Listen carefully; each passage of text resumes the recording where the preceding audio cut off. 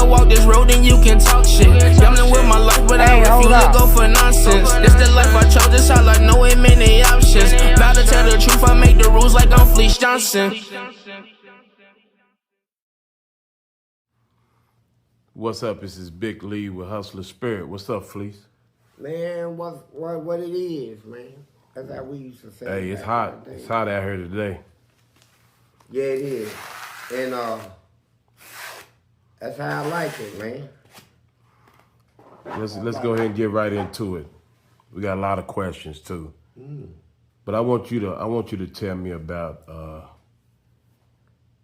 you mentioned a Fleming Merle before. Yeah, I did. Yeah. Oh my God.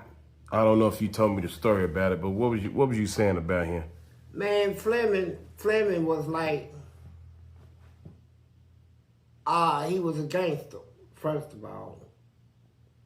Just simple and plain, but he had a great big booty. I'm talking about, man, his butt was like just big, like a Bertha butt, just a bucket butt, right? And he had an arch in his back. But he had a dead hand. One of his hands was dead. I don't know how it got like that, paralyzed or whatever. But this is a hand that he knocks people out with, the dead hand. He smack them and knock them out, break everything up in it was a heavy hand. And nobody would ever, you ain't gonna see nobody making comments on, damn, man, your butt. Look how big your booty is. I tried, nobody, they knew who he was, man.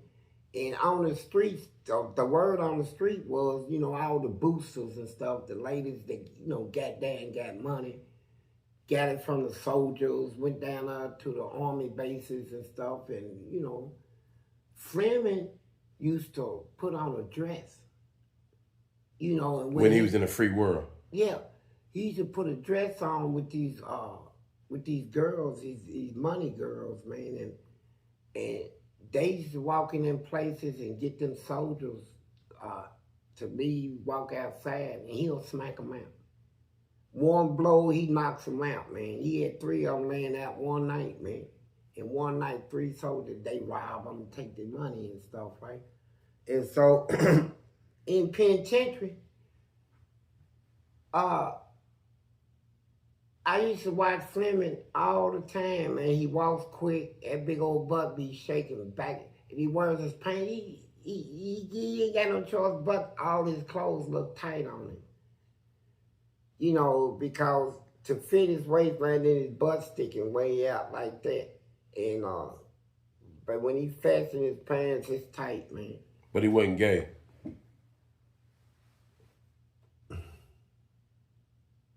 Me, I'm a professional in the booty thing, man. I think somewhere in his life, he done did something. Nobody ever caught him, as far as I know. And in penitentiary, he never hung out with sissies, was seen walking with them and stuff like that. Well, you can't put that label on him then. No, I said, I know. You know. I mean, I know, man. I know. There's a saying that tells everything. You know, people know it's going to rain before it rains. You can look at some people and say, damn, man, he's high. And he'll be high, intoxicated. You read the sayings, man, and with his butt being the size it was, I know he done had something in him, man, but ain't nobody gonna run up there and say it to him, right? And I saw him swing at him one time, man. We was in the gym one night, and I don't know what it was over. I think it was over some dope, some money, something. But Fleming, and he could shoot basketball with that other hand, man. He had a one-hand shot, man, 3-pointers anywhere. That big booty nigga can shoot. And so, he dropped the basketball, and went over and slapped dude. The whole gym heard a bam, sound like a cannon. Dude went straight out, man. All this was broke. His jaw and part of his eye socket. All up, broke it with that one swing, man. And he was like that, man. And we almost had it out with him. My brother, I had two brothers locked up at the time. My oldest brother and my brother James, man. And my brother James, he did something, man. I still, to this day, did not even find out what he's supposed to done. But it set Fleming off. So Fleming went and got his crew, man. It was about 20-something people with him, man. White boys and everything. They had hammers, weapons and pipes. And we were just sitting, man, we was right there in an open wing. And soon you walk through the gate, you know, we had the front row, our beds, and I was just sitting on the bed. Them niggas walked in there and said, you, and you, nigga, get ready to die.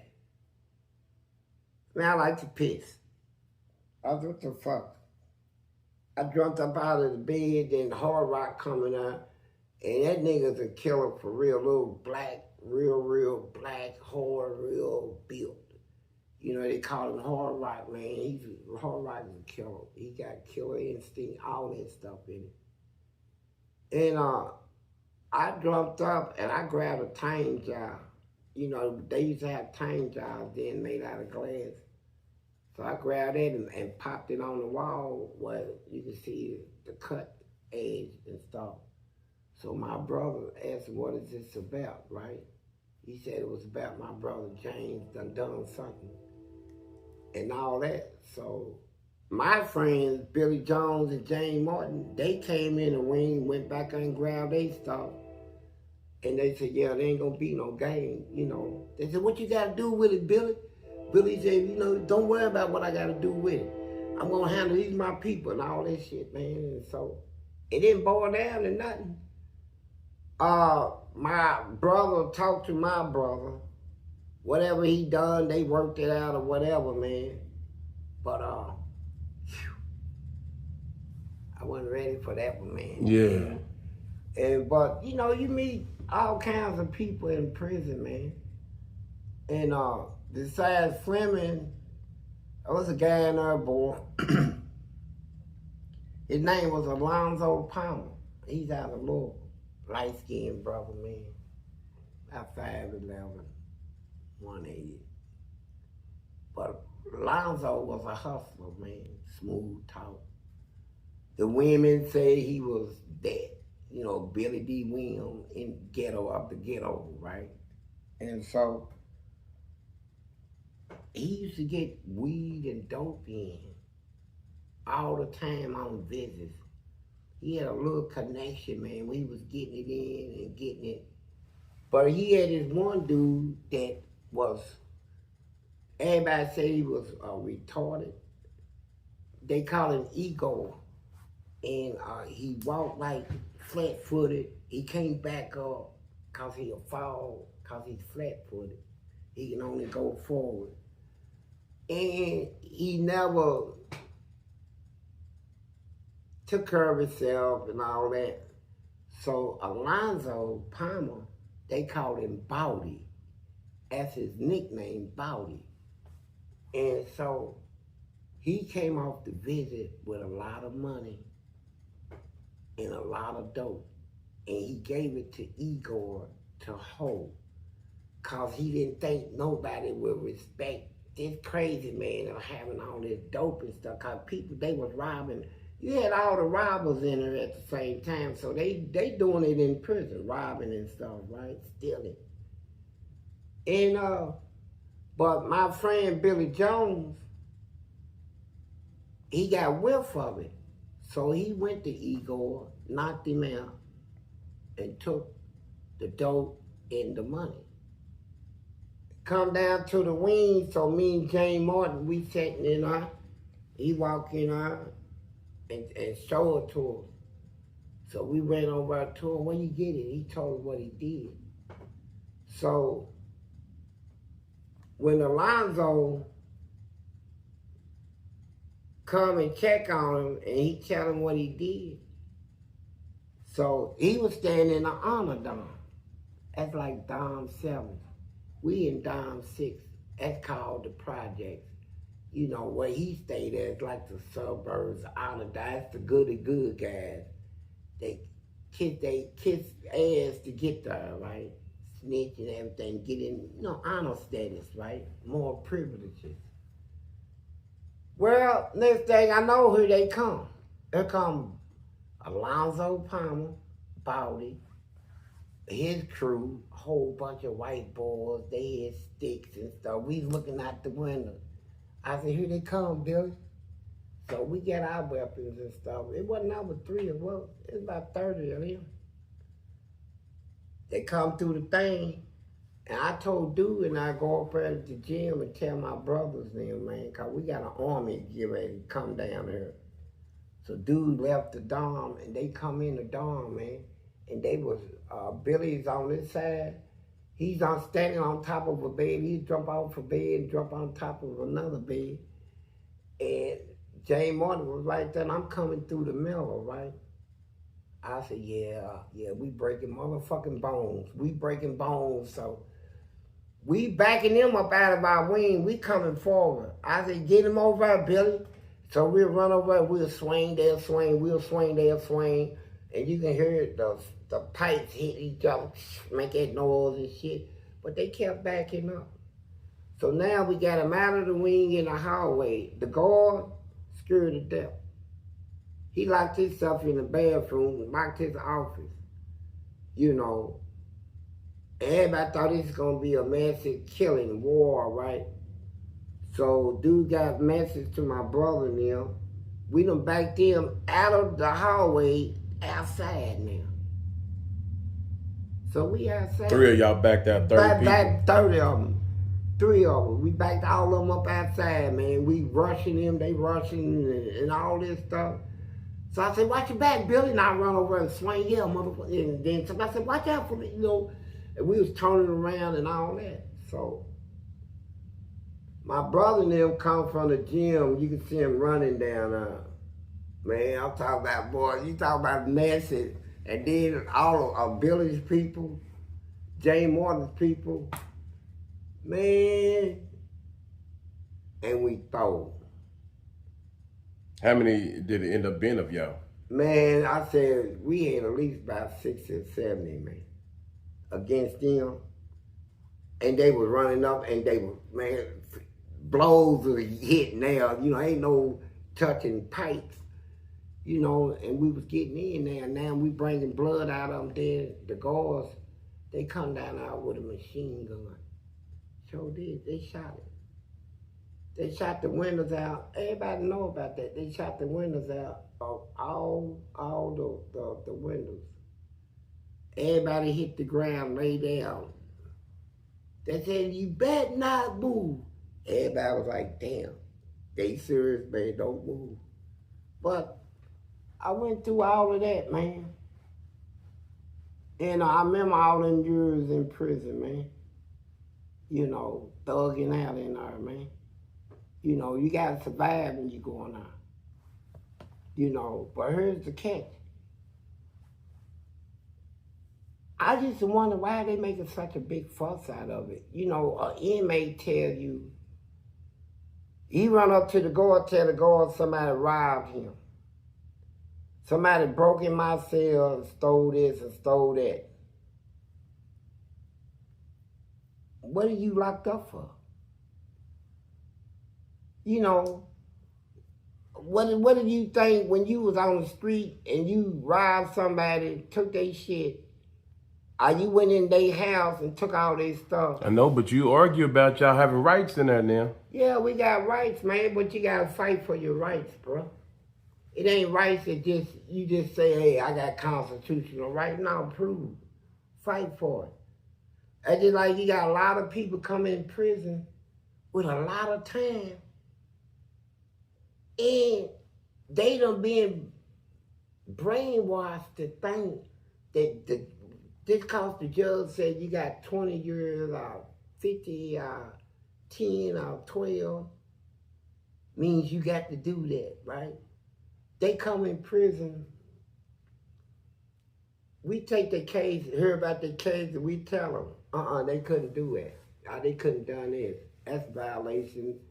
Get his case back in court, get his time reduced, and he's on the street.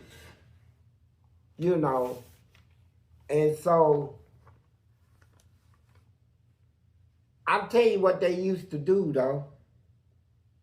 When I first got locked up, all the players, you know, dudes in my city, the hustlers, the pimps, the gangsters, the people they knew sooner or later they gonna end up in jail.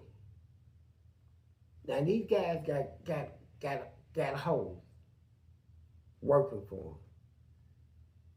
18 girls working for them. Nice girls, smart. Most of they girls came out of, out of school with a high school diploma. Probably no college. But these players used to tell their girls, I want you to get a job in the jail. I want you to get a job at the penitentiary. I have 3 of them working in penitentiary, 4 of them in jail. And when they used to get locked up in our jail, they give you name tags. Put it around your wrist.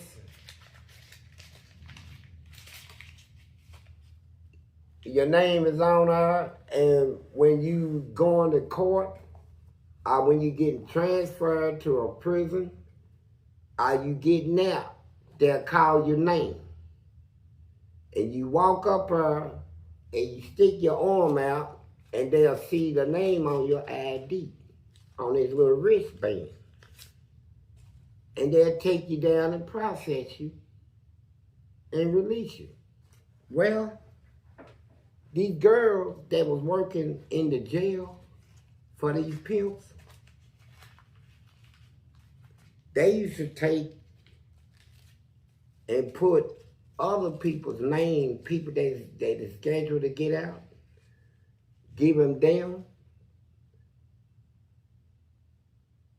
And then when they call their name out, walk up around and show it to them. And they were getting out. And they was getting out on it. And then the girls, cause they work hard, they kept they pimps and stuff up on drugs and shit. And then they started going to the prison, working as case workers. And see, here's what they used to do. I said, what's up, man? Hey, police. What do you want? I said, man, I want you to find out through your girl. These 3 names I'm giving you, I want to know what their charges are, man, and what's up with them. He said, I'll run it to her, man. Now, she's a caseworker. She got your files. She got your history. She can tell people if you a rat, if you done snitched on motherfuckers, if you working for the police, whatever. What type of dirt you done, if you in out for rape or child molestation. A lot of blacks was coming in out for that, man. It was fucking me up. And I'm thinking, cause I used to hear about blacks getting hung and stuff for messing with these white people, man. I said, man, white people just don't like us. But when I seen the reality of it, that this prison got a whole bunch of them in here for this stuff, and they did it, right? It was tripping me out, man. And in prison, I've seen it done in prison too, where they can happen. So that was the game from where I came from. Anybody that did major drugs sales, there was a baller. People that sold cocaine and heroin and stuff like that, pimps. They made sure they put added security on themselves, man. At any time they can get put on an investigation. At any time the police can come and lock them up. You know, secret indictments and stuff. So they made sure they had people in place. You know, they work for the corrections department. I got 4 girls work for the corrections department. Whatever prison they put me in, I'm straight, man. You know, I'm gonna be straight. And stuff like that. And I tell you, it's crazy. Well, I'm gonna go ahead and start asking these questions. I wanna say thank you to everybody that's sending in questions. If I didn't ask your question in probably 2 or 3 videos, I might have overlooked it. But we're getting so many of them that I gotta spread them over videos. So the first one, Fleece, have you came into contact with fentanyl since you left prison? I don't even know. I heard of fentanyl, never seen it. Now let me tell you something about me. I did weed, right? People right to this day can set cocaine and crack in front of me and stuff they call ice. And I wouldn't even know it, what it was unless you told me what it was. I've never been real familiar with that type of drug. I spent 40 years in prison while people was out there using that stuff, right? Only thing I was more familiar with was weed. So I didn't do no fentanyl and all that stuff. All right, they want me to answer this. How does Fleece smell? Does he smell like an old man or a YN? You know something? He doesn't smell like an old man. And he doesn't smell like a YN. He smells like somebody's clean. I never smelled him. He's never smelled bad around me. I don't know about that, cause you brought me some cologne once, and I'm wondering why you bring me cologne. Cause did I stink? No. It's just I wear cologne. I don't stink. It's just to add, you know, some flavor to the air. That's right. all. It ain't. No, I take baths, man. I take baths, and shoot, I took one today before I came out. No, he don't smell, but I smell like weed. It's another question. Have you ever farted in someone's mouth, or have anyone farted in yours? No. I'm still alive, and so are they, right? These questions are crazy. Have you ever came across an circumcised? What is it? Circumcised. Oh, I spelled it wrong. My fault. Circumcised penis. I'm circumcised. Yeah, I've seen a lot of uncircumcised penis. You know, in prison, you got 60 people taking a shower at one time. I don't care who you are. If you say you never seen a man's cock, you a lie. Not in prison. Everybody done seen cocks in our day. People, they look at the freak books and that's another thing. I used to tell them inmates they got freak books like Playboy. They don't look at that. They look at the XXX hardcore that shows penetration and cum shots, right? And I used to ask the inmates, I said, man, you like that when I gave you? He said, man, I loved it, man. Man, he punished her. So I'm sitting up thinking, here's somebody that jacked off on a picture of another man's thing up in the girl's butt, right? In her mouth. I would see I said, what part got you out, bro? The part where his thing was in her butt, you looking at it, he said, come on, Fleece. Come on, what? You know, you like watching X-rated, seeing you get off on another man's cock in a girl. Hey, I'm not gay, man. Turned out he was, but anyway, that's another story. But this is a question. I guess it could be to either one of us. When do you plan on making the final episode? I'll let him answer that question. Shoot. It's something you don't plan for.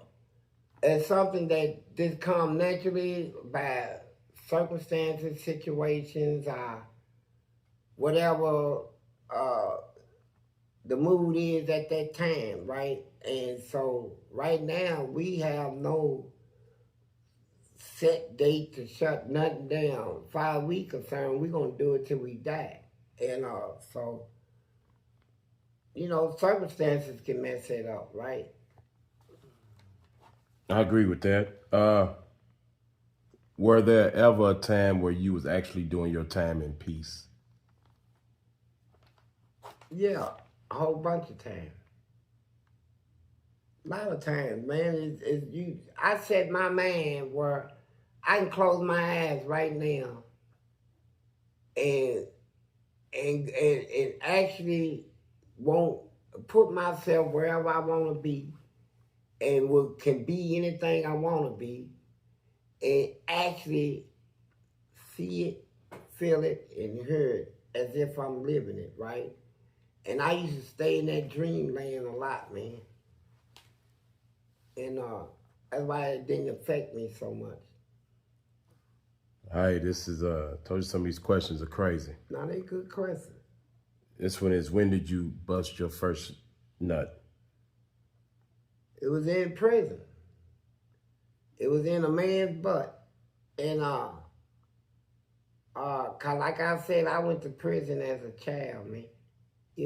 So my first sexual, getting a nut was in a man. And it was like, I liked it. When did you have your cherry popped? And did your penis bleed? My penis bleed. Yeah, I don't know how that works, but yeah. I'm gonna answer y'all questions like this. That question. I done put out a lot of interviews. Just answer the question. Well, you said you're gonna answer any question. Yeah, I'm gonna answer any question. Go look at my interview. That ain't answering the question. That person ain't seen that video. I'm not going through that.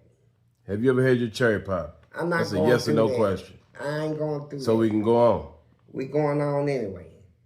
Have you ever had your cherry pop? I ain't going through that. Yes. But, yeah. That's all you had to say? Yeah, but I'm not going to sit there and... You didn't have to explain that. They just asking a question. Yeah, they trying to get on my damn skin. That's what they doing. Did you ever let someone suck doo-doo off your penis? I never had doo-doo on my penis. Look, let me tell y'all something. y'all guys, y'all dirty. After you pulled out of a guy's Nah, hold butt. up. I'm going to call y'all people out here in society filthy. Y'all the dirt balls out here. Y'all think people in the penitentiary have dirty sex, bro? Everybody that they have sex in that douche, man. They don't do it out here on the street. The ladies don't even do it out here. The sisters in the penitentiary, douches. Oh, you can get them upset. Now I'm gonna explain something to these little filthy balls out here that have dirty sex. They don't have dirty sex in all. You can stick your thing in that booty and pull it out. It'll be clean, bro. It won't have nothing on it because that's sudden death in her. Since you do that on somebody, you're going to get beat half to death. You better douche. You better keep yourself douche and keep that booty clean with no duty or nothing up in it. That's how they have sex. They don't do what y'all do out here. Y'all have all the dirty sex out here without washing up, without douching and spur of the moment, don't brush your teeth, don't even wash up when you're done. So ask yourself some questions too. In penitentiary, they got more respect than you think. I mean, sure, they have sex with each other, but when they do, they clean. You better believe that. You better take that to the bank. That was a good question. Thank you for that. Yeah, for real. This person here says, can you elaborate more on the state of Kentucky taking your teeth? And what is the current state of your teeth? Well,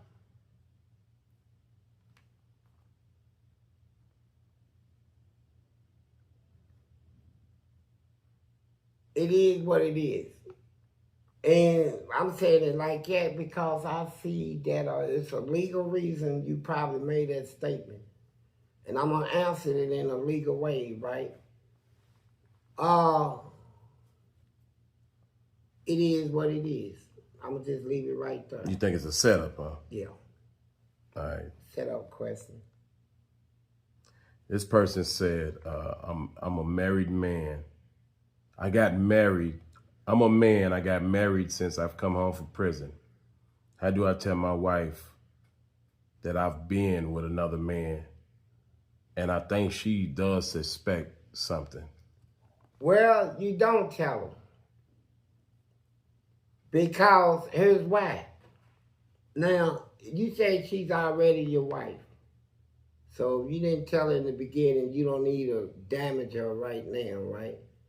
You need to make sure you stay a man. You know, that's all you got to prove to her. You don't have to tell her shit. All you got to do is be a man. Whatever you did in that penitentiary, you did. Whether you was somebody's girl or whether they was yours, right? You now with a real woman that wants a real man, and she don't really give a damn about whatever you done in your life, as long as you be true to her and you be a man, as long as you with her. So if you gotta tell her something, then that means that you ain't fully changed yet, right? And really, you don't really deserve to be in a marriage, right? If you're gonna continue to do what you do, either you be one of the two. That's where you get your respect. If you're gonna be messing with sissies, do it in the open, man. People respect you more. You do all this hiding in the closet stuff, it's gonna backfire on you. You're gonna lose respect. You're gonna lose your wife. Your wife, if whatever she suspect, why would she suspect you doing that or being a sissy anyway? Being into that, right? You must be doing something that will cause her to arouse him suspicious. So it's on you. Either you change or you ain't. And if you ain't changed, don't fabricate it, man. Don't lay out here and play with this woman. You know, tell her straight up, man. You know, you want to drink something. You know, you want to drink a man. Nigga, you ready to get drunk, nigga, off of some nigga. And let her know that you want what she want. You know, it ain't gonna work, I'm sorry, right? Do not try to live both life with her. And then, hey, baby, I'm going over to George's house. I call you, yeah, tell George. I say, hi, okay, but you ain't going to George. You're going over there to suck somebody, right? I mean, you know, it's on you. Be true to you. You know, whatever you done, you done. You know, if you don't do it, you don't do it. You know, that's it. All right, this person says, how you appear to be a alpha male when speaking. How did you become a punk ass little boy in the library? Library. Hey. Where you got caught with the log in your butt. You know what? I like that question. And I don't speak as an alpha. I speak as different. See? And what I mean by different is I don't try to be an alpha male. I just try to be me. Have my own thoughts, my own opinions, my own beliefs, my own way of doing stuff, live by my own codes, by my rules, by my laws. And I still obey other laws and stuff, but that's how I am. You know, so I can do whatever I want to do. Because first of all, I'm not in the gang. I'm not part of an organization. I'm not part of no religious group. I'm not part of nothing that will bring me to where I'm like a part of some sort of group or something. So really, I don't care what you think about me. You know, I can walk around here with 2 dicks in my butt, 3 in my mouth, and wouldn't give a damn what you think. Because first of all, I don't come around you. Second of all, I don't care if you don't come around me. Don't speak to me, because I won't speak to you. And so I feel that whatever I do in this life, and I do it to myself, That's on me. You know, so that question should be the people that really curious or give a hell or damn about what you think about them. Because I really don't care what you think about me. You know, feelings is mutual, however you want to look at it, vice versa. You know, I live my whole life not caring about your opinion, man.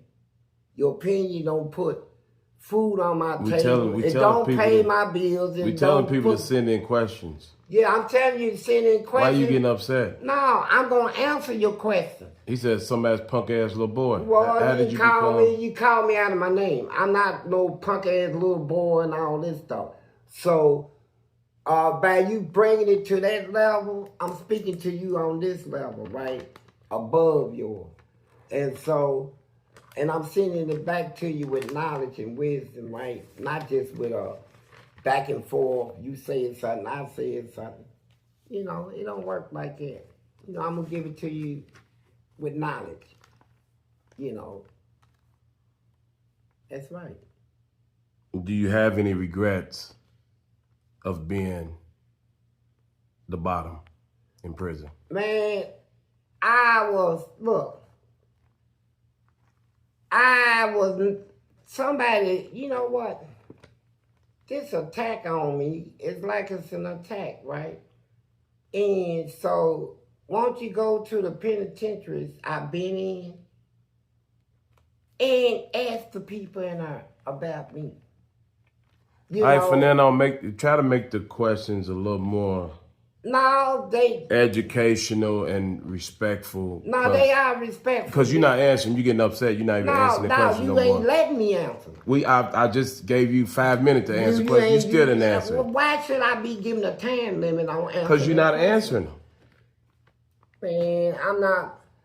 I figure when I'm asked a question, I figure it's a reason a question was asked me.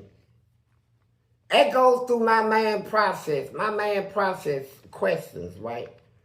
Why was this question asked? What purpose was it asked for? What reason? Is the person trying to attack me, attack my character? I make people see me in a different light. I see me as this and that. You know, people ask questions, man. They can come as an attack. You know, they call them fiery darts in the Bible. But I'm not going to be wounded. You know, I'm going to take your question. When I see it coming in a negative way, I'm going to put some positives to it. And send it back to you in a positive way, right? And that's how I'm doing it. You can attack my character, but you can't dethrone my character. I had people attack me all my life. Fleece Johnson this, Fleece Johnson that. Well, look at me. Sitting right in front of you talking, worldwide known. I got people jump out of their cars just to take pictures with me, man. Ask for my autograph. So, you know, you can cut me all you want, man, but I'm loved. I'm going to stay loved. I'm the only person I say that is real on this internet stuff.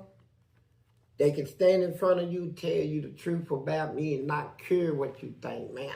What's the consequences? What would be the consequences of telling you I lived a sinful life? I ain't going to get it from you. You know, people that ask me questions I probably never see in my life. You know, you got jealous people out there that don't think I have the right to sit up here and talk and tell my experience, right? And so, but you know what? You think what you want to think. I'm here to stay. You know, and I done heard other broadcasters and other people try to knock me down a notch. You know, take me off the internet, shut his mouth, all this stuff, because I'm telling truth, man. I'm sending truth out there to people, man, and they want to hear it. And so when I get attacked, hey, I love it. So I want you to think of more questions. Make them worse than this. Cause I got an answer for them. I'm going to answer them my way. You still didn't answer. I just did. And I'm not gonna, first of all, I don't see myself as a punk ass motherfucker. See, that's what you should have said. And I ask a bottom on anything, right?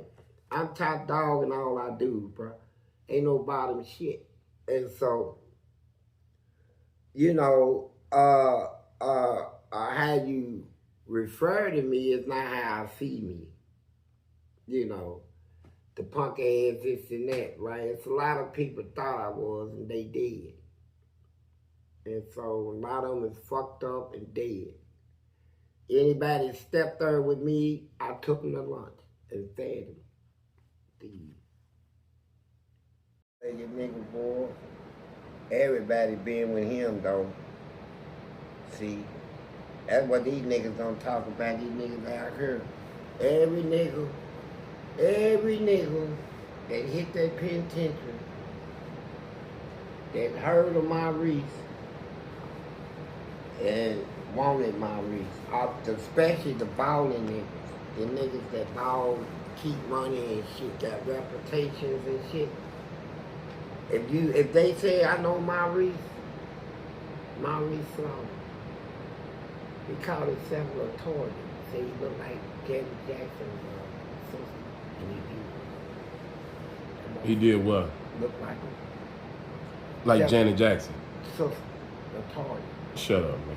Yeah, for real. Except he was just bow-legged. He looked like LaToya Jackson. Yeah, he did. He was just like Jewel. That one Jewel, that crazy motherfucker that had the bumblebees in his head and shit. That motherfucker looked like Janet. Shut up, man. Yeah. Fool the motherfucker, fool. Them girls get mad over that shit. It was 60 coming on. Now these came in. Now, Maurice was turned into a sister, but Drew and them came off the streets like that. You know, they was hustlers out here. And what fucked him up, he used to have real long hair. Looked just like a bitch, right? Was fooling everybody without makeup. But some motherfucker came to Lexington and they said he was a hitman. His sister didn't know him. It was Drew and another sister, and they conned him into a hotel, right? And then flipped out on him. When he found out what they were, they tried to take his shit. He killed that one sister, and they say Drew tried to run. He got second story by the window. Said that motherfucker threw a knife. That's why they say. They would say he was a hitman. He threw a knife and stuck him right in the fucking head, right? And he went out the window, second story window, hit the ground, and survived, right? And come back to prison, and that's now his hair wouldn't grow no more and shit. So, but he took pride, like being what he call a woman, right? He took pride in that, man. Everything he had to be just like a girl, fingernails and everything. He came back to prison, roughing them off. My mama say, "Who was that nigga?" He said, "You say it to me when I get my property a process, punk ass nigga. Yeah, you niggas ain't gonna try." I think that's Jewel, man. Jewel's also silly shit, right? So we found out what happened to him. And since then, he went through all that trip shit, taking shoestrings and fluff and stapling all that shit. But that's the one. Yeah, that's the right. Was stapling the shoestrings in his hair. Yeah, and the bumblebees and shit. Yeah. But that shit there, make no mistake about it. He had some of the most top flight niggas out of the world. And but Jules was different. Jules, like, he wasn't a sissy, like, I'ma just be your woman. You know, he tried, like Pope, when he, come on man, Leslie Pope. His name is like, I don't know if Leslie is on the street yet, right? Leslie Pope did probably almost the amount of time I did. But Pope had a name and reputation in prison. His hands was like Ali and all this shit, right? But I knocked him down. Big E slept him. You know, my nigga Big E, Emotion Duncan, out of Lexington. Emotion Duncan, out of Lexington. That nigga, but Pope, Jewel was Pope. Big. And so, that's why I say I lost all respect, cause everybody looked up to Pope, man. You know, every young nigga that come in that penitentiary. Why you lose respect for him? Man, that one day, he spit in Jewel's face, we in the hole. Pope was out as a janitor, he goes upstairs to Jewel's floor, they get in the oil room, cool. So, Jewel said, okay. I'm in the last cell downstairs and I'm listening. He said, yeah, bitch, come out of that cell tomorrow for rack. I'm gonna stomp you in this goddamn ground. She said, fuck you, punk nigga. She said, I don't fuck you in your ass, you done suck my dick, all this shit. So everybody said, she just said it because she's mad, but I know she was telling the truth, right? And said, why don't you tell Lonnie Smith, why don't you tell Lonnie what you told Bobby Waddle, as the black unit administrator that runs at 3 sellouts? Lonnie said, leave me out of that, Jewel. You cool with me and Pope cool with me. She said, shut up, punk ass nigga. Said, who you think told all you? Cause Lonnie got some dope, tried to get some dope in. His girl came through him, but with the fucking shit, and they was waiting. They busted him. He got some time out of it. He got 5 extra years, right? His girl never been locked up. She went to jail. And they said she cut herself, almost killed herself, because they tried to put, in Pee Wee Valley. First offense. This man done destroyed this girl. He said, what are you talking about? Jewel said, Pope. Pope is the motherfucker that went out there and told Bobby Waddles that you was gonna get some dope in, punk ass nigga. And y'all keep thinking Pope is all of that. Jewel leave me out of, Pope my dog. Pussy ass nigga, Pope is not your dog, Pope's a rat, nigga. Pope, you so tough, why don't you tell him? Come on, pussy ass nigga, you scared? Pope said, yeah, I told Bobby Waddles everything. But I bet you bet nobody on this walk call me a goddamn rat. I said, you a rat? He said, who said? I said, I said it. He said, Fleece, I got you on the pay me no man list. But if you want me, nigga, you can get me. All that old flat ass shit. Nigga, I see you in the morning, nigga, no rap. So Lonnie is like, hey, Pope, you did it? He said, yeah, punk ass nigga, I told him, man. So Lonnie's like, Pope, well, you got to try me. Well, he looked up to Pope, he was scared of Pope. He said, whether you whoop me or not, you're going to have to do that. Pope said, well, nigga, come out of your cell. So the next day he comes. So I'm ready. I'm not going to have no rap, nigga. It's just, I want Pope anyway, right? And so Lonnie come out. And he had magazines tied around his legs, tied around his stomach. He thinking we gonna have knives and shit, right? And so when we seen that, Pope bust out laughing. He said, you look ridiculous, Lonnie.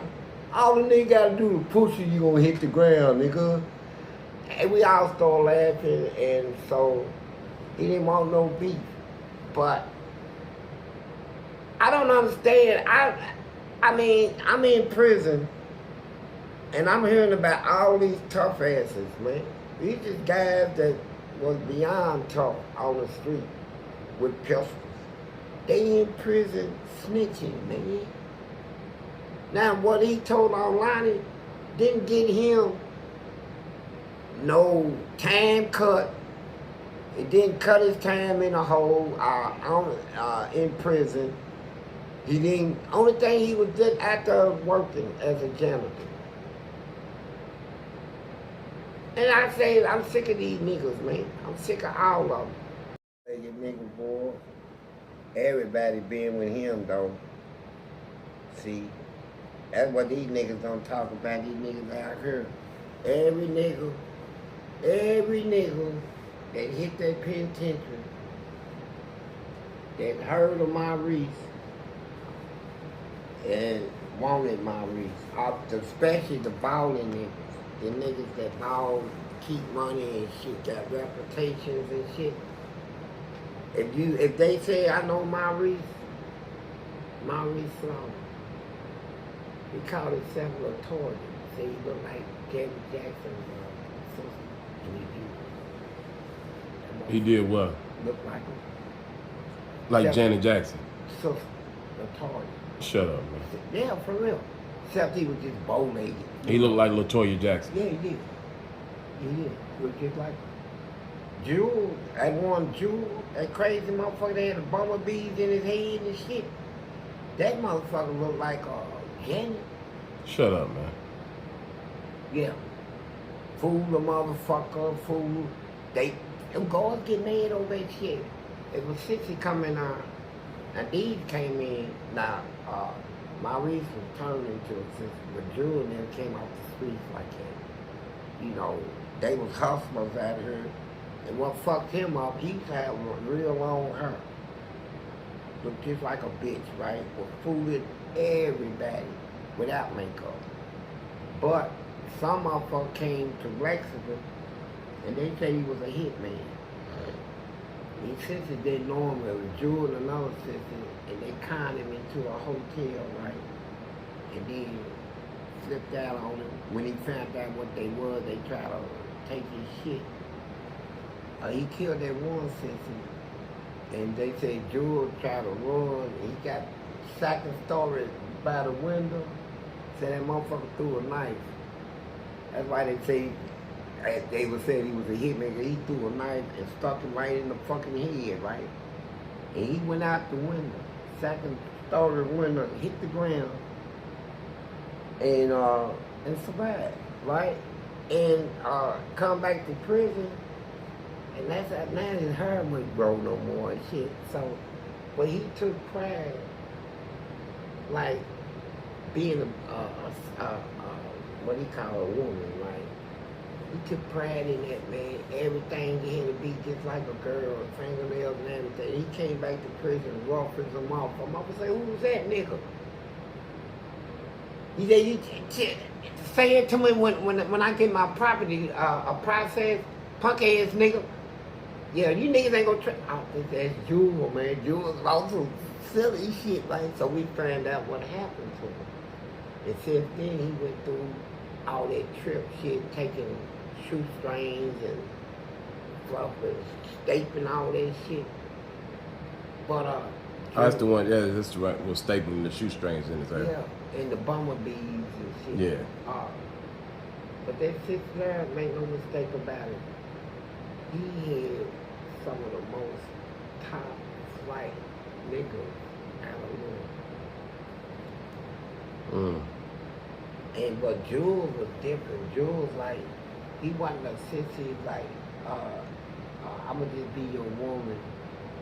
You know, he tried, like Pope, when he, come on man, Leslie Pope. His name is like, I don't know if Leslie is on the street yet, right? Leslie Pope did probably almost the amount of time I did. But Pope had a name and reputation in prison. His hands was like Ali and all that shit, right? But I knocked him down. Big E slept him. You know, my nigga Big E, Emotion Duncan, out of Lexington. Emotion Duncan, out of Lexington. That nigga, but Pope, Jewel was Pope, bitch. And so, that's why I say I lost all respect, cause everybody looked up to Pope, man. You know, every young nigga that come in that pen. Why you lose respect for him?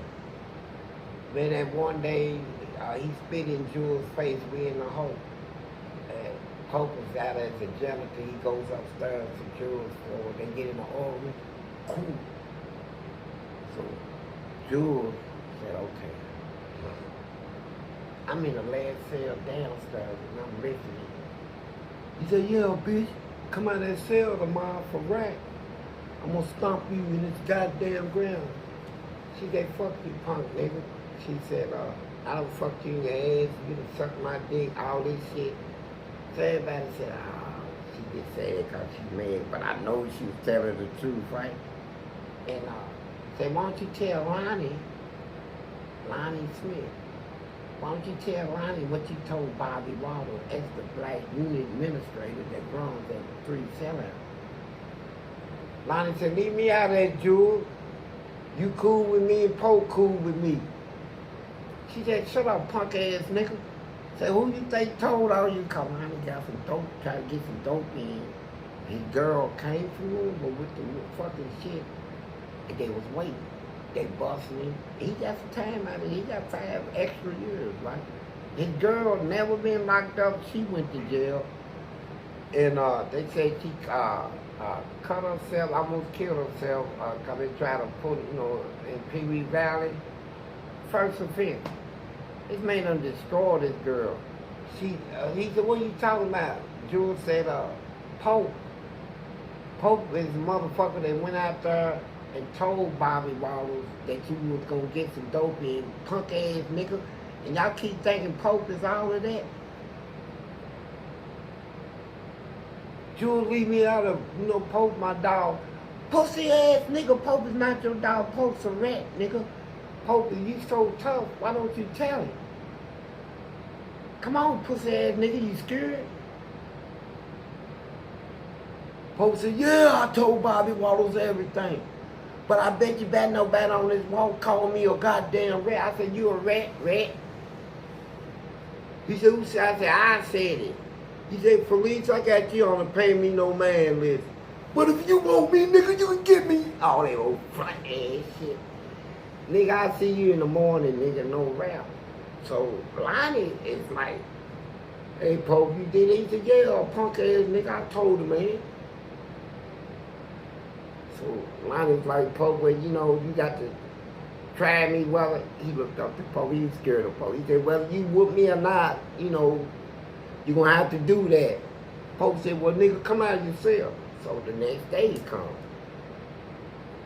So I'm ready. I'm not going to have no rap, nigga. It's just, I want Pope anyway, right? And so Lonnie come out. And he had magazines tied around his legs, tied around his stomach. He thinking we gonna have knives and shit, right? And so when we seen that, Pope bust out laughing. He said, you look ridiculous, Lonnie. All the nigga gotta do is push you gonna hit the ground, nigga. And we all started laughing, and so he didn't want no beef. But I don't understand. I mean, I'm in prison, and I'm hearing about all these tough asses, man. These just guys that was beyond tough on the street with pistols. They in prison snitching, man. Now, what he told on Lonnie didn't get him no time cut. It didn't cut his time in a hole in prison. He didn't, only thing he was just out there working as a janitor. And I say, I'm sick of these niggas, man. I'm sick of all of them. But sometimes you'll see a situation where it ain't all that bad. He ain't real disrespectful. He ain't trying. To me, that's the most important part. Yeah, he ain't disrespectful to me, and motherfucker just do what he do then, cause he ain't gonna be in there long, cause the motherfuckers want him. And then he gonna find somebody, he gonna say, well, I'm moving. And you say, okay, you take care of yourself. You too. And he gone. And when then they can put somebody else in your cell, a nigga. Disrespectful. Yeah, farting. Hey, bro, we don't do that in the cell, man. If you gotta do that, step outside the door, man. And then the bed starts shaking, you know, he's jacking off, and you like, boom, boom. Hey, man, what you doing, man? No, man, ain't gonna be no jacking off in here, bro. You know, do that shit on your own, man. Go out of the cell. I wait till ain't nobody in here but you. Alright, man, I'm saying, yeah. And you be like, man, these motherfuckers, man. And then the double cells, they toilet, you gotta come out and walk down the hall to the bathroom. You already made to go in the bathroom, you see motherfucker peed all over the toilet. This toilet got duty on it. Ain't nobody wiped it up. And the motherfucker sitting on his toilet, everybody said he got AIDS. He sitting there like this. And you say, shit, I ain't gonna. You leave, hey man, and go open that gate. You go over to another wing. Go use their bathroom, right? Oh, you can go to different wings? Yeah. You know, the door's open, you know. And you be like sick of it. Then you call home, can't reach nobody, that makes you madder too, right? When you're expecting money on a certain day that don't come, you heighten it up. Then you coming back, niggas is walking, somebody accidentally bump into you, they don't say excuse me and all this shit, right? And you say, man, these motherfuckers trying me. When I let loose on it, they said, be done, please, just calm down. Ooh, you be so, and when you let loose, yeah, it's gonna be damaged. But they ain't gonna pay much. You gotta add some time on to you. Yeah. You gotta do a read for a year or two in the hole. And then people gonna come and when you do get a visit, they gonna be like, you gonna be like, what? They starving you in there? How much you weigh there? You say, 190.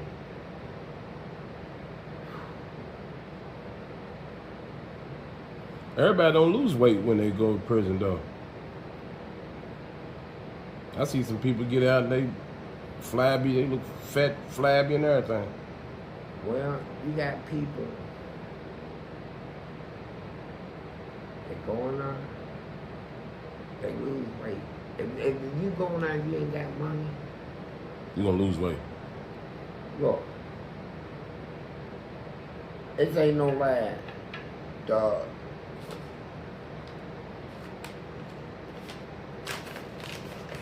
The egg scoop, when you come through that land, all eggs are scrambled. They don't have fried eggs. You gotta get by your own eggs. The scoop is about this big. The egg scoop. Inmate be standing here, the boy standing. Put that up so I can see it. That's how big the egg scoop is. Yeah. Guard be standing right in back of me. And you come through the line, stick your tray out there. You're supposed to take the scoop in there and scrape it. Make sure, and then click it. That's all the eggs you get. Shit, who can survive off that? That's what I'm saying. But according to them, the people that they got, That's enough to keep you alive and healthy. that's it. Everything else, you got to hustle and get your own food, and cause they sell eggs and all that out of commissary, right? But and that's why so many people in there doing each other's hair for money. Like if you a baller, You gotta hustle. yeah, you a baller, you get visits. Your girls or wife or whoever's coming to see you and you want to look good.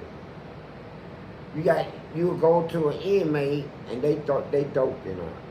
They'll shape you up so nice put your initial and all that stuff in your head if you want it, right? And then you got some that do your clothes. Make sure you got creases in your pants and shirts and when you go on a visit, man. Then you got the Muslims in they get that Muslim cologne, and you can buy that, right? So you got cologne on you and all this stuff, right? And so my brother said that's stupid. He said if I'm in the penitentiary, jail, and I know I need a little financial help, I'm not going out there on the bridge or prison looking like I already got money. You know, I'm going out there shape-ups and all this stuff, creases in my clothes. He said, no, I'm going out there and let them know I need help. You know, every time you come and see me, I need something, right? Mm-hmm. I'm going to look the part. But, you know, it happens, man, but prison is not getting them visits, boy, it hurts. The people that you feel should write you, that don't write you, it hurts. And when you get on the phone and you try to call somebody, they would not accept that collect call from the penitentiary, it hurts. And you go through a psychological thing, man. And all inmates go through it, man. We all go through it. You know, and then we keep each other strong, too, because we done been through it. So we see you get ready to go through it. We gonna go on and tell you how to deal with it, right? Kill it, man. You know. This is Dr. Muckenberg. This is therapy session number 1. Please state your name and why you're here today. My name is Fleece Johnson. I'm here for therapy. What are you hoping to, what kind of help are you looking for? What do you hope never change? I don't know. If I knew how to help myself, I wouldn't even be here. I said, what are you hoping to change? I hope I can, I hope I can get myself together more, man. What are you proud of about yourself, Mr. Johnson? That I'm still alive. That I made it through everything I went through, all the torment and the torture and the pain and all the filth. I made it through all of that. Okay. What thoughts keep replaying in your mind?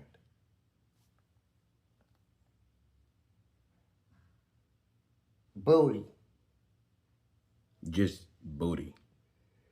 Yeah, all that stuff in her, you know, they didn't treat me right, man. I was put in prison as a child, man, and I was taught bad ways, man. What emotions do you experience the most? Sexual. I always have thoughts in my head of where I just came from. What situations make you feel overwhelmed? This one where I'm in right now, where I got to try to explain myself.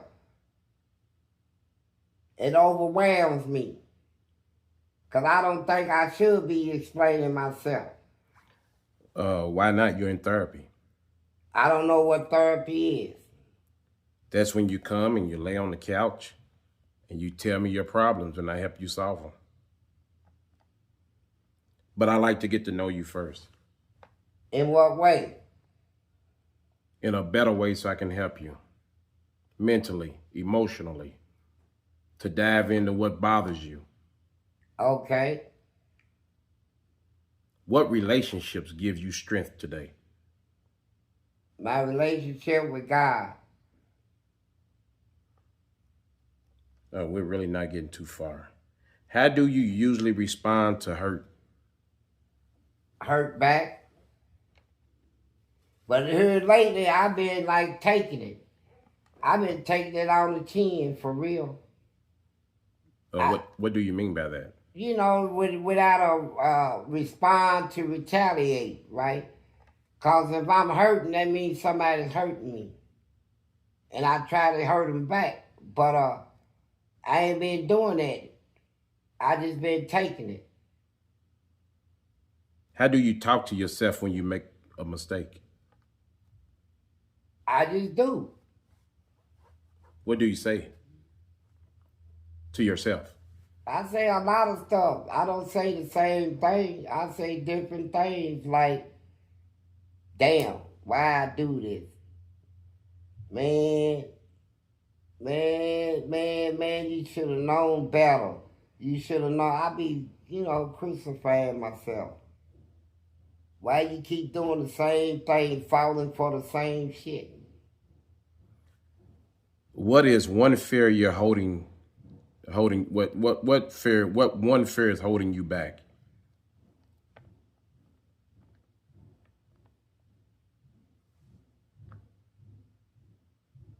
The fear is of my enemies having victory, man, over me. It's like, I know what I don't want to be, my fear is to be, I want to be a good person. I want to do everything the biblical, but I know my fear is if I go biblical, every evil in the world is going to come at me to shake me out of that. And so I fear it. How do you know this? I know it. I know it for... it's something, it's faith, man. It's like faith is like the substance of something which for like evidence of something not seen is you have faith in a belief that this will happen, gonna happen. That's faith. Without it happening right there at the moment, you have faith that it will happen. And I have a belief, man. I know the people say when you do good, man, evil won't mess with you, but that's where you get messed with. Because the world is evil, so if you try to be good in this world, man, you got every evil in this world gonna come at you because you're a threat to them. Because you good and they evil. So you're going to have a lot, you got to have the other faith that however it turn out, you're going to be victorious and with God and the angels and all of this. But I don't want to see nobody really getting the upper hand on me. And that's why I fought the way I did in prison. I don't know, that's what I battled, is that right there. I could do everything God said do, but I just fear my enemies giving them the privilege to do things to me, and I be up on all these restrictions where I can't do nothing back, But you letting your enemy stop you. That's deep. Now, I never heard it said like that.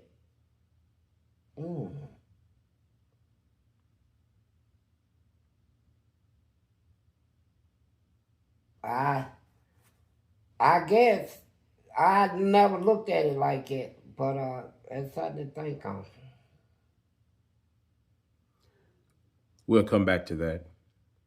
What 3 goals would you like to accomplish in the next couple of years? And I know you're old as hell, but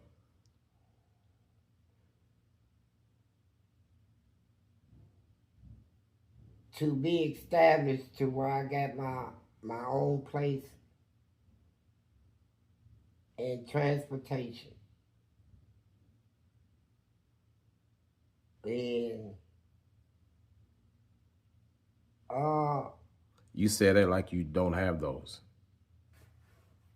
I really don't. Are you homeless? Yeah, I am. So when you're not here, you're sleeping outside. Nah, I got a house I go to. It's just not yours. It just ain't mine. It's my wife. And doesn't that mean it's yours if you're married? No, it don't. Cause she can say, get out, you gotta go.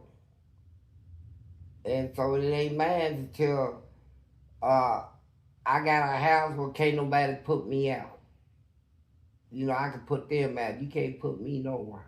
Whoa, Mr. Johnson, your forehead is lowered. Okay. You just jumped out there. I apologize for that.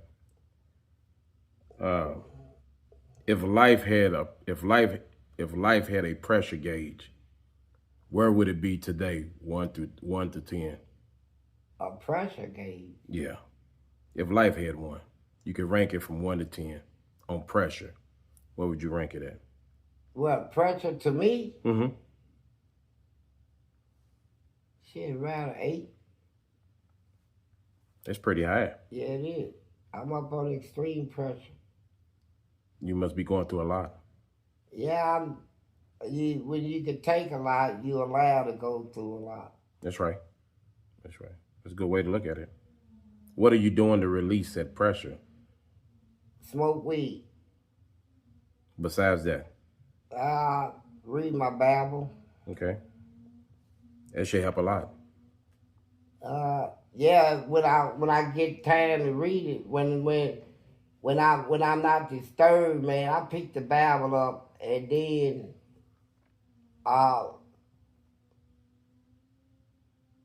me and my wife, we get into it, and she holler, you just sat there and read the Bible and you let the devil walk right in and take it out of you. I said, you spoke true. Because that's what exactly happened. The devil's in you, you walked right up in her and took it right up out of me with all this argument and stuff. I said, I don't see no, you said the devil walked up and took it out of me. I said, I don't see him. Where is he at?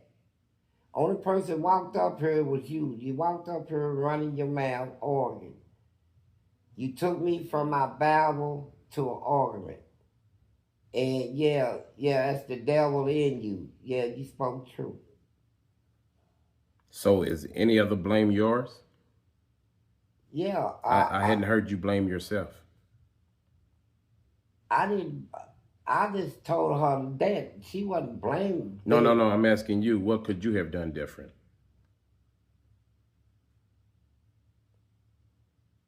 In that situation?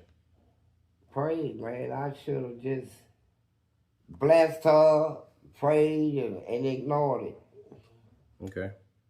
And it's hard to ignore somebody's in your face, right? Mm-hmm. And you get up, go in another room, they follow you. And they still in your face, right? And so, and you try to go walk outside, they'll holler. Yeah, if you walk out that door, don't come back, all this stuff, right? So get ready to take it into a big drama thing, right? So, you know, but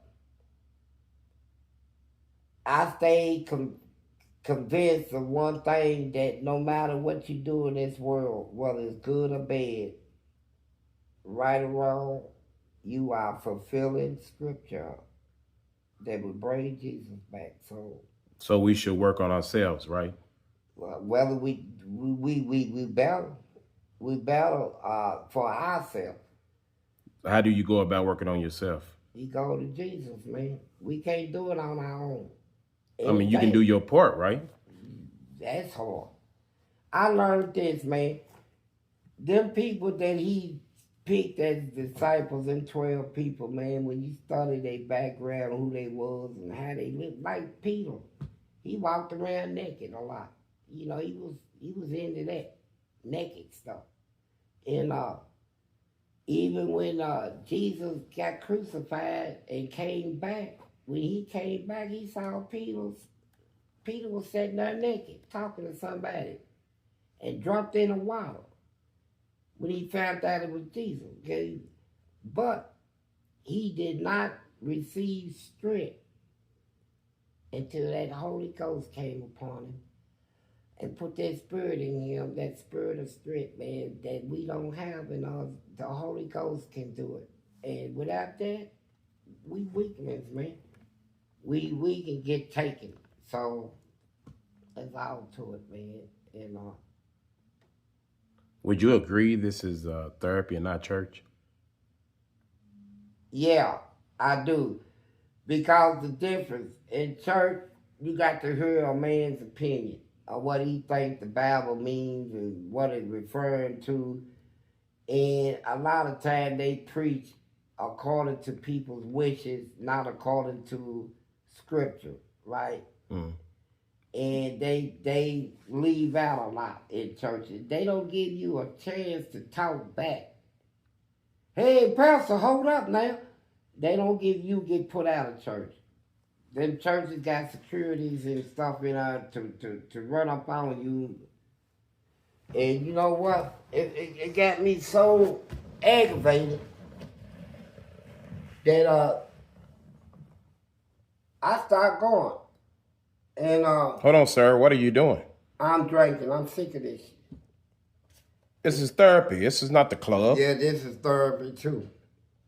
I got my own therapy. I don't do what the white people say you should take a pill. Haldol, Thorazine. I think we may need security in here for you. I'd rather take liquor. I'd rather smoke a joint. That's my pill. I ain't gonna let a white man tell me nothing, man. You referring to me? Yeah, you too.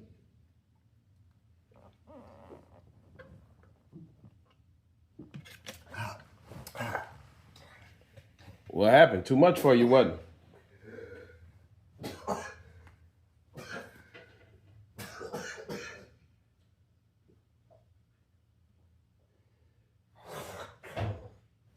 That's cleaner. Yeah, I know. I thought it was cooler. No, look right there. Look. Take it.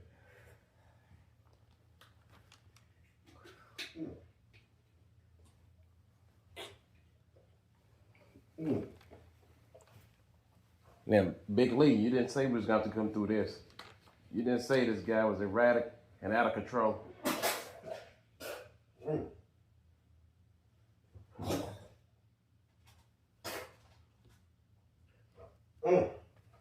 You all right, man? Yeah. Doctor, forgive him. I'm sure you came. I'm glad you came with him, Big Lee.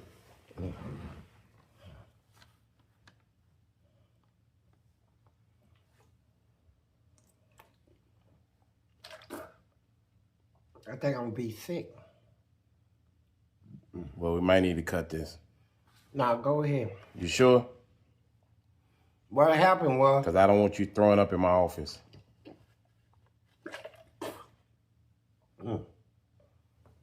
cut it. Mr. Johnson, what just happened? Man, I did something stupid. Man, I take responsibility for it. What did you actually do? I drank some whiskey. A whole lot. And it was so strong that I went to get some water. So I went over on the table and I seen something in the red jar. It was red, it looked like, you know, what you mix with liquor. I took a swig of it It was cleaning solution. Oh, that's in my stomach. He said it's not Kool-Aid, man. It's red though. It look like something you would mix with a drink. I didn't even read it. I just turned it up. No, that's cleaning supply. Do you need to go to the hospital? Nah, hell nah. I just smell like Clorox, man, coming out of my mouth. Shit. Whatever the fuck that was. I drink a lot of water behind it. Water dissolves, chemicals dissolve in water. A lot of stuff, acid and certain chemicals. Well, I'm looking at the bottle. You didn't drink too much of it. I drank a nice swig. Yeah, you did. God you did. damn. I can kill you, man. I know it. But, You sure you don't need me to call 911 or anything? no, I'm positive. And whatever the situation, like I said, I hold full responsibility. That was on me. Ain't nobody else liable, just me. I'll let you get yourself together I'm together. before I continue. You My sure? fans know I'm tough. Man, look at how many times I've been maced in prison. I know you're old though now. Yeah, but I got maced over 3,200 times. I've been 3,200 times maced, gas, 1,800, electric shock. I got hit with that over 200, about 2,200, about 2,000 times in them 40 years, man. Can I take my shirt off, man? Yeah, sure, man. Go ahead. God, I'm sweating like y'all see these motherfucking muscles and shit, man. I'm sweating, man. I got that cleaning shit inside of me, man. That shit is killing me.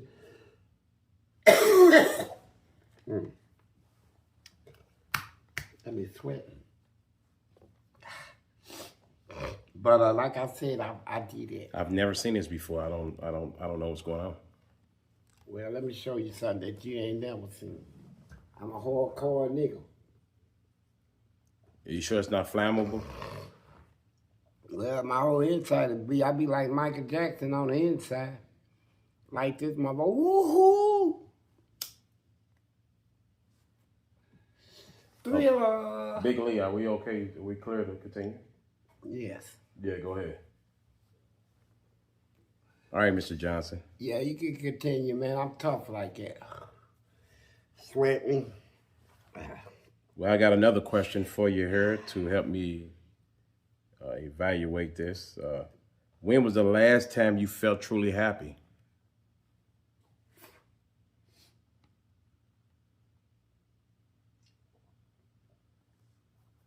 When I found out that me and my agent were still friends. See, I started tripping a couple of weeks ago.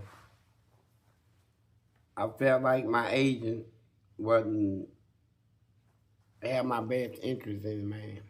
And so You speaking about Big Lee? yeah, I fell out with him. Came to him hard with some bad words and shit. And then I ran off to The big guy over in the corner? yeah, I ran off and I ran off to Las Vegas, man. And without his support. And went up and said, I'm gonna do it myself. I don't need no agent. Fuck him. Big Lee ain't shit. All that. Went up there and got in a situation up there. Police came. A whole bunch of shit happened up there. And now, ain't nobody gonna pay my plane ticket back home. 4 times Big Lee called a Uber for me. And got me back home safe. So even though you said F Big Lee and acted like that, he still looked out for you. Mm-hmm. Big time. Got me back home. Mm.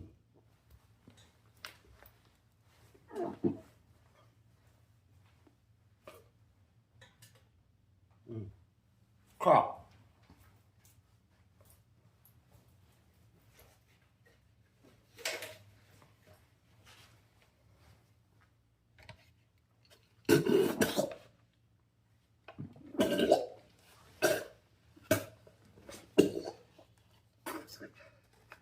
You sure you don't need an ambulance?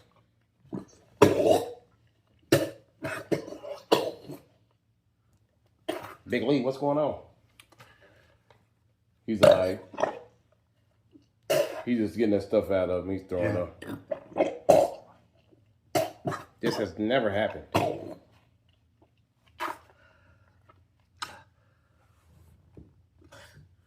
So they clean shit out of. I dressed the wrong shit.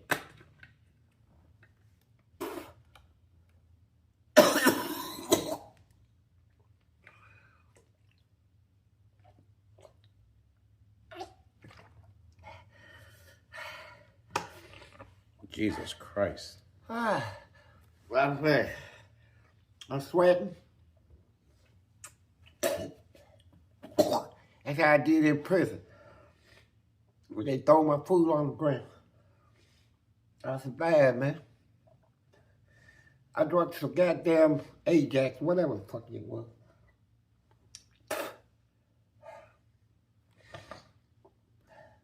Jesus Christ. Are you okay? Yeah, I'm all right. But that's all on me, man. Big Lee, should we continue? Yeah, continue, man. Yeah, go ahead. Are you okay, Mr. Johnson? Yeah, I'm okay. I'm alive. Who knows the real you? Me. That's it? God. You and God? And my agent. He knows. What unhealthy habits do you find yourself turning to?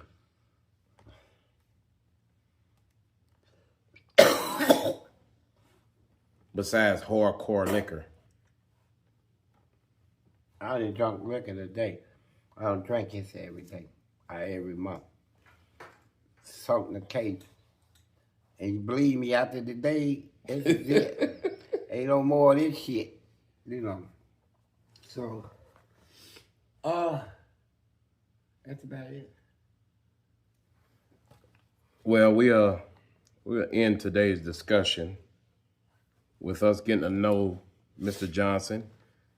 This is session 1, and we're gonna be documenting these sessions. Hey, y'all gonna tell me what y'all come up with? You know, y'all say y'all trying to help me. Yes. So I need help, man. My man, I mean, how many people can do over 40 years in prison and come out with no problems? I mean, yeah, I got problems. You want some more liquor? Hell no, I'm done. See, we are gonna cure one thing. You cure that for real.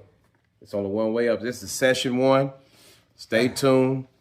They'll be uploaded on Big Lee, I believe, Hustler Spirit 502. Yes, it.